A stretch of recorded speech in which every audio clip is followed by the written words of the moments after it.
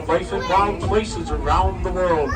Today I'm going to take you on a tour of Asia with stops in China, India, Cambodia, Nepal, and Tibet, all without ever leaving the beautiful Bronx.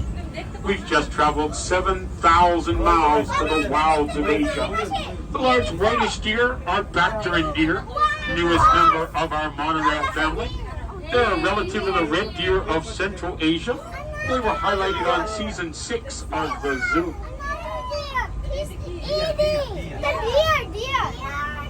Oh, that is a very whole Top of the hill, the large honey-colored deer is a Barasinga. The word Barasinga means 12-tined in the Hindi language, as males will have 12 to 14 points on their antlers. Wow. 14 points.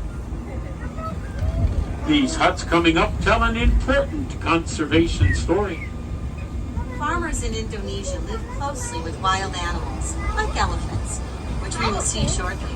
WCS field staff work with local leaders. Don't stand and up, sit farmers down in and see that, Indonesia okay? to Everything. come up with a Rishan. crop protection unit.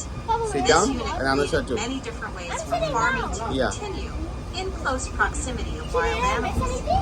One strategy was to soak ropes in chili powder and place them around the crops. Elephants do not like chili and leave the farms alone, allowing the farmer and the animals to share the habitat peacefully. We all know that an animal that's extinct is no longer with us, like the dinosaur and the dodo bird. The animals in our next exhibit were completely extinct in nature Rishan, takaw. and could only be found in zoos. We're talking about the Mongolian wild horse, or Przewalski's horse. We have 10 horses on hands inside. Hands inside. Hey, hand inside. We come way too close to fences for you to do that. It's extremely dangerous. We have 10 horses on display today, including a less than 2-week-old foal, so keep your eyes peeled. Right there. That's our little baby, Don't put hand there, okay? born just last Saturday. While there are genetic differences between wild horses and domestic horses, there are physical differences as well. They're shorter and stockier in build. They have an erect mane that's lacking the forelock, the piece of mane that falls between the eyes of a domestic horse. They're rocking the mohawk. They were born genetically awesome.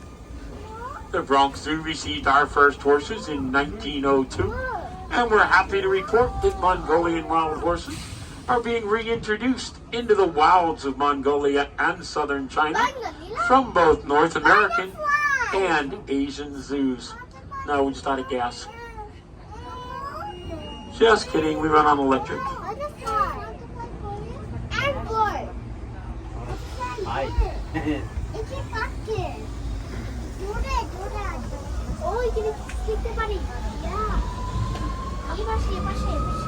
We're now going to hear from Jonathan Slatt, our Asian expert. Jonathan Slatt, I'm the Russia and Northeast Asia coordinator for the Wildlife Conservation Society. I believe that wildlife has a place on this earth. My job is to find practical solutions that allow people and wildlife to thrive together. Peter Przewalski's horse went extinct in the wild in the 1960s. And on a recent trip to Kazakhstan, I thought about the ongoing and successful efforts in that country to bring these horses back to the Central Asian steppe. The world needs happy stories. To watch the impossible become possible.